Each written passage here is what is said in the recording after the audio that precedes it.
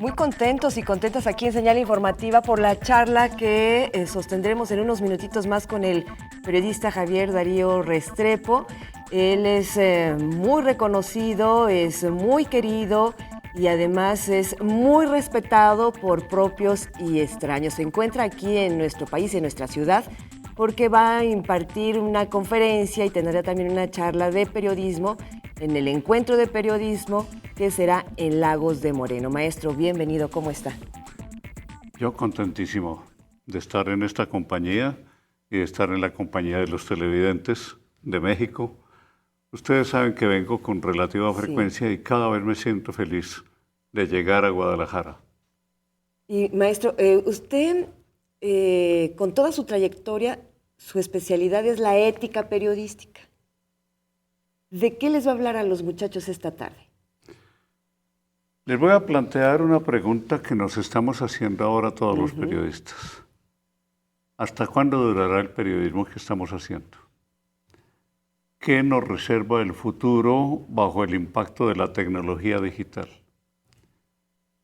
Y allí hay unas noticias que son de pronto muy inquietantes, pero para mí principalmente son unas noticias que son muy estimulantes.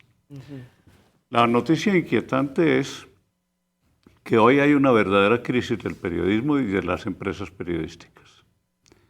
Y que eso nos está obligando a los periodistas a preguntarnos si sobreviviremos o nos convertiremos en una especie en vía de extinción. Hay todos los argumentos para decir que el periodismo del futuro no tendrá nada que ver con el periodismo que estamos haciendo. Es un periodismo, el del futuro, que tendrá que ser de una altísima calidad si quiere sobrevivir. Es que piensen ustedes lo que sucedió desde el momento en que cualquier ciudadano puede emitir noticias, porque es una de las posibilidades que abre la tecnología digital. Cada uno puede emitir su noticia. De modo que se han multiplicado las fuentes de noticias hasta el punto de que ya se está viendo. La gente no quiere pagar por la información. Y por eso ese sobrecargo que se ha hecho de tener publicidad, de tener patrocinios, de estar apoyados por entidades o por el propio gobierno. Y eso es fatal. Total que al periodista se le impondrá como una especie de deber de supervivencia demostrar que su información es libre e independiente. Y desmontar como se pueda el prejuicio que tiene la gente de que los periodistas estamos haciendo información pagados por alguien. Entonces lo paga tal empresa, lo paga tal gobierno, lo paga tal institución. Los periodistas aparecemos siempre dependiendo. Y luego, pues sabemos la existencia de colegas que hacen de su profesión un negocio, y un negocio que va en perjuicio de los otros colegas y sobre todo de la gente que quiere hacer un periodismo decente, que es el periodismo independiente. Eso se está viendo con mayor urgencia en este momento, de modo que ya se habla de la necesidad de revisar la estructura económica de los medios. Los diarios digitales que en este momento están funcionando y son de mucha importancia y de gran influencia, tienen un elemento común: eliminaron la publicidad. Y claro, decirle a cualquiera que tiene un negocito de estos de comunicación, se elimina la publicidad. ¿Quiénes son esos suicidas? Pues es lo que tienen que hacer. Luego encontraron otra cosa que hay que hacer: cambiar los contenidos. Fíjense que mucho contenido de esos que se están dando en los periódicos son para gente que no piensa, que solo ve y oye. Y resulta que los propios medios digitales están promoviendo más gente pensante, más gente crítica, más gente que analiza y que necesita materiales de esa naturaleza. Entonces son dos periodismos completamente distintos. Ya esa cosa del periodismo de farándula o del periodismo que hace noticitas chiquitas en que cuenta lo que pasó y punto, ese es un periodismo que está desapareciendo y lo deseable es que desaparezca definitivamente. Son algunos de los temas que vamos a tratar esta tarde y como se dan cuenta, son temas sobre los que será necesario en el futuro y en el inmediato futuro que se investigue, se estudie y se discuta más. Claro. Maestro, antes de entrar al tema del encuentro, que es, como título, lleva Violentados por defender la libertad de prensa, que es otro gran tema y que tendremos oportunidad de hablar con usted, en esta primer bosquejo del que usted habla, ¿qué pasa al interior de las universidades? ¿Se está formando a periodistas para estos medios que están evolucionando y que están demandando reporteros, comentaristas, periodistas, cada vez más especializados y, digamos, más enfocados hacia la investigación? Mire, lo que voy a decir es una opinión muy personal, pero es una opinión que está fundada en la reflexión sobre la naturaleza del periodismo y particularmente en los diálogos que he tenido con periodistas de todo el continente. Llego a la conclusión de que en las universidades se está enseñando a hacer cosas y a manejar técnicas, pero no se están formando personas con sentido de misión en el periodismo. El periodismo es una profesión muy distinta de las otras, sobre todo porque en el periodismo se acentúa el sentido de misión. Cuando hablo de sentido de misión es entrega total, sin horarios. Claro está que uno debe tener sus horarios para su familia y demás, pero debe estar dispuesto de pronto a sacrificar un día u otro ese horario.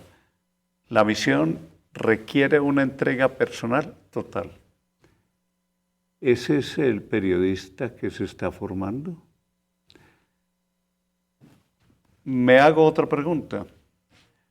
¿Ese periodista qué ideales tiene mientras está formándose y cuando sale, convertido en un nuevo periodista? ¿Su ideal cuál es? ¿Es un ideal, una pasión por servir a la sociedad? ¿Por tratar sobre el bien común? ¿Por comprometerse con el cambio de la sociedad? ¿O es un periodista que sale con la intención de ser famoso y, si es posible, de ser rico?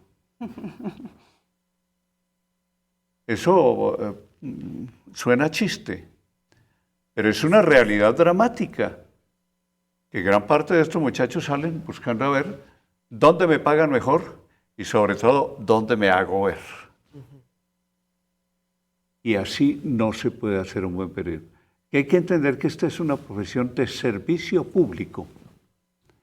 No es una profesión de negocito particular, es de servicio público, que tiene una complicación. Y es que es una profesión que se ejerce merced a la constitución de empresas particulares. Pero dentro de esas empresas particulares, el periodista está ejerciendo un servicio público. Juntar esas dos cosas es una gran dificultad y sería un gran trabajo de reflexión por parte de las universidades y como parte de la formación de los periodistas. Usted no va a convertir esto en un negocio. Usted va a entender que el mejor periodismo es el que se hace sirviendo a la sociedad. Ahora, maestro, esto que acaba de decir de que las escuelas no están formando a los jóvenes con esa misión de periodismo, desafortunadamente lo estamos viviendo con las nuevas generaciones, ¿no? Que no tienen ese compromiso, más bien es así de trabajar lo menos que se pueda. Si estoy cerca del funcionario, mejor, me tomo la foto, me voy y tomo un café con él. ¿Cómo hacerles entender a estas nuevas generaciones, si es desde las aulas o ya una vez ejerciendo el periodismo a la empresa que llegue, de decirle, el periodismo es para servir? Es que mira, la misión de la universidad es reformatearle el disco duro a sus estudiantes.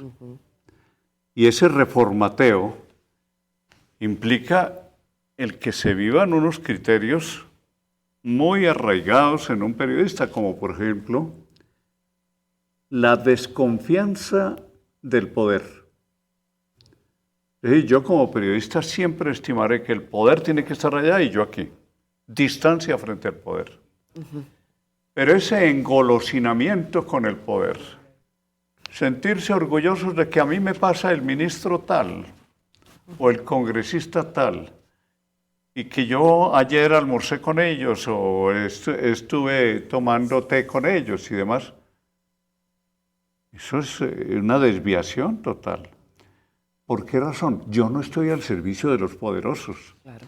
Yo estoy al servicio de la población. Hay una frase de Gabriel García Márquez que he citado hasta hoy 1.000.000 veces. Este es el 1.000.003 veces que digo, ser periodista es tener la oportunidad de cambiar algo todos los días. Esa es la función. Entonces no es la noticia tonta que no va a cambiar algo, sino que le va a espantar el sueño a alguien que está curioseando. No, es la noticia que estimula el pensamiento y sobre todo que estimula esa vocación ciudadana a construir sociedad, no a que me la construyan, sino a construirla yo. ¿Cómo hago yo eso? Dándole la información más precisa, más exacta y más estimulante. Si esa no es la idea con que se sale de las clases de la universidad, yo no sé qué están haciendo. Porque ¿de qué sirve un periodista que maneja todas las tecnologías si su corazón no late al mismo pulso de la vida de la sociedad? Le duele lo que le pasa a la sociedad, se alegra con las cosas buenas que le pasan a la sociedad, está identificado con la sociedad. Eso me parece que tendría que ser un punto de reflexión en las universidades y en las redacciones. Así es. Vamos a tener que hacer una brevísima pausa. Regresamos con más. Si acaba de sintonizar, estamos en charla con el periodista Javier Darío Restrepo, el multipremiado periodista. Regresamos. 1:46 p.m. Retomamos la charla con el maestro periodista Javier Darío Restrepo. Maestro, ya nos hablaba usted antes de irnos a la pausa sobre cuáles son los nuevos periodistas que se están demandando para la transformación que están viviendo los medios a propósito de la llegada y el uso de las nuevas tecnologías y de muchos otros elementos. La pregunta ahora es, ¿cómo trabajamos en un medio cada vez más violento en el que los periodistas ponen en riesgo su vida? Usted tiene una experiencia amplia en este tema, viene de un país, Colombia, muy similar a México en materia de violencia. Le voy a dar nada más un dato. El Observatorio de Medios Q del ITESO, de la Universidad de ITESO de nuestra ciudad, elaboró un estudio desde 1995 al 2013, donde a través de documentos, particularmente publicaciones, porque lamentablemente no hay un registro oficial, detectó que durante este periodo de tiempo hubo al menos 71 casos donde se detectó que periodistas habían sido violentados por ejercer su profesión. 4 de ellos murieron. ¿Cómo hacemos para ejercer una profesión libre en medio de un ambiente tan hostil y tan violento? Mira, comienzo inicialmente reflexionando sobre esto. Toda crisis, y la que me describes es una crisis, se puede volver una oportunidad. Reflexionando con periodistas colombianos y de distintas partes del continente sobre este enfrentamiento prensa-violencia, caemos en la cuenta de que hay un inmenso peligro de distorsionar la función del periodismo cuando convertimos la violencia en fuente de noticias espectaculares. Es decir, es como estar al borde de un abismo. Y la caída en ese abismo significa el que tú, cuando tienes que hablar, por ejemplo, de una matanza, de unos secuestros y cosas así, siempre lo estés enfocando con una mirada comercial. Y la mirada comercial es la que presenta aquello de modo sensacionalista. Lo presentas para los ojos y los oídos de la gente, pero no lo presentas para la inteligencia de la gente. Una primera respuesta a la violencia es: háblale a la inteligencia de la gente y no simplemente a sus emociones. Y hablarle a la inteligencia de la gente es: ¿por qué está sucediendo esto? ¿Qué hacer para que esto no se repita? ¿Cuál es el papel que a ustedes les corresponde para que esto no se repita? ¿Hasta qué punto hemos cultivado un ambiente propicio para que sucedan estas barbaridades? Si uno tiene en cuenta esas preguntas, si uno se ha propuesto no hablarle tanto a la emoción ni a la sensibilidad de la gente, sino a su inteligencia, está haciendo un periodismo de ese que cada vez será más indispensable. Ya la gente, a fuerza de ver violencia por todos lados, explotada comercialmente, ya está hastiada de ver violencia. Está necesitando de pensar la violencia y pensarla de modo inteligente y desde el punto de vista de toda la sociedad. Ese es un primer punto que habría que tener en cuenta. Hay otro elemento que lo he aprendido en conversación con los colegas. La mejor dimensión de una información es la que se hace desde las víctimas, no desde el poder. Y caían ellos en la cuenta. Llega la noticia de una matanza, etc. A buscar el alcalde, a buscar al gobernador, a buscar al ministro y si es posible al presidente y si es posible el papa. Porque estamos buscando siempre el poder. Y resulta que el mejor periodismo es el que se hace desde abajo, desde las víctimas. No porque las víctimas vayan a contar su historia desde su sensibilidad, que en ese momento está alterada. Y es lógico que esté alterada. No, el interés de las víctimas. ¿Por qué son estos los que están sufriendo los impactos de la violencia? ¿Cuáles son las condiciones en que ellos están que los hacen propicios para ser víctimas? Es decir, mirar desde abajo. Esa es una de las conclusiones a que llegamos. Y luego, entender que este tipo de información siempre es difícil. Los periodistas, tal vez a fuerza de trabajar mucho, tendemos a mecanizarnos, a rutinizarnos y a escoger siempre unas rutinas de acción.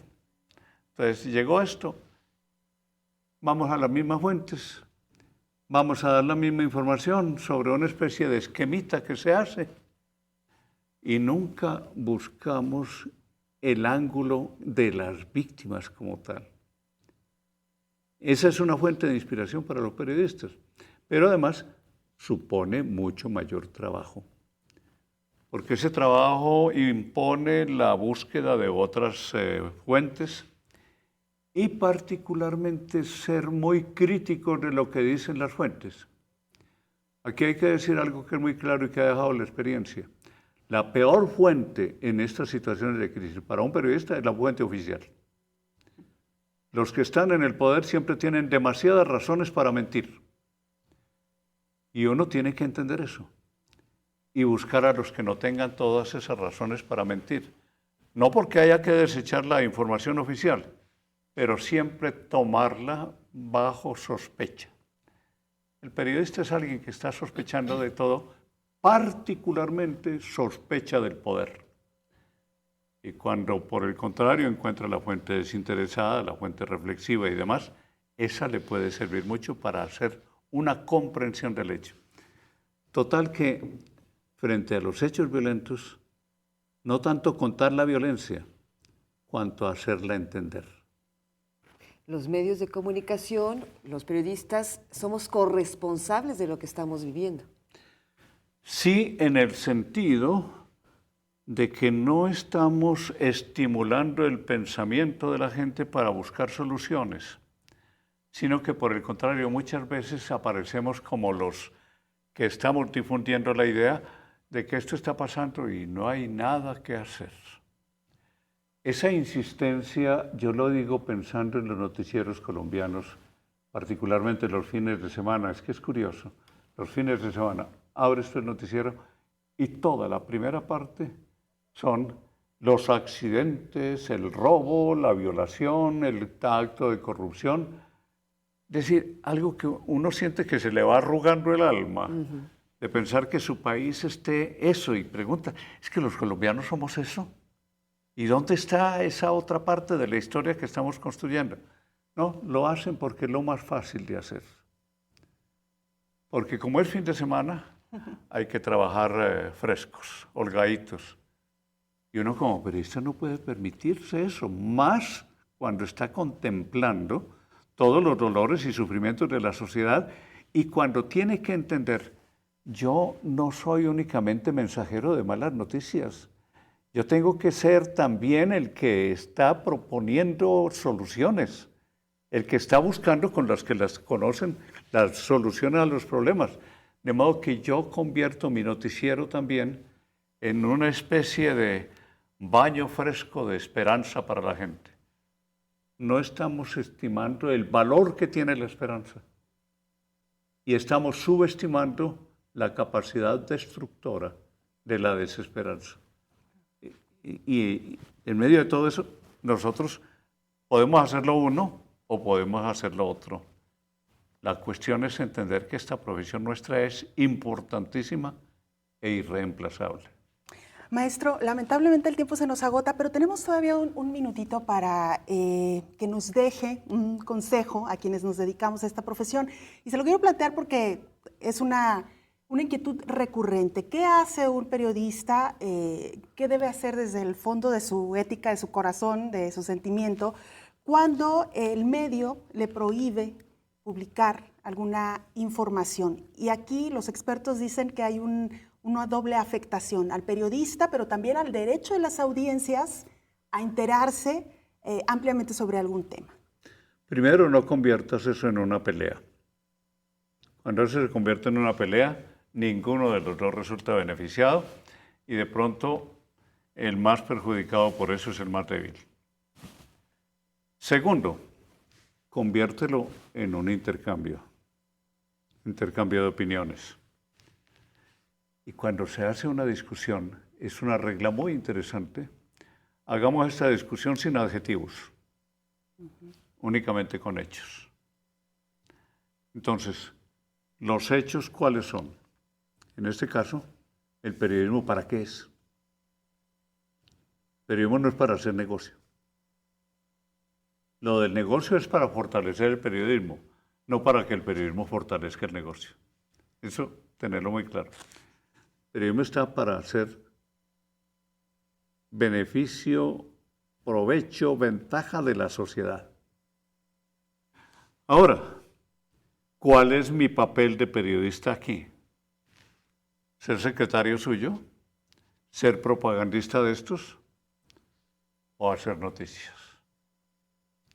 ¿Quién tiene la autoridad sobre una noticia?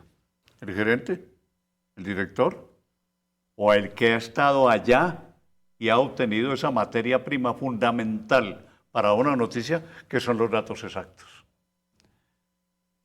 Hay que entender que tenemos que estar construyendo nuestra independencia en los medios todos los días, que nunca la tendremos total, pero esa es una batalla de todos los días. Yo alguna vez, y acabo de acordarme de que hace rato no utilizo esa comparación, ante una pregunta como la tuya, tenemos que tomar lección de lo que hace la gota de agua.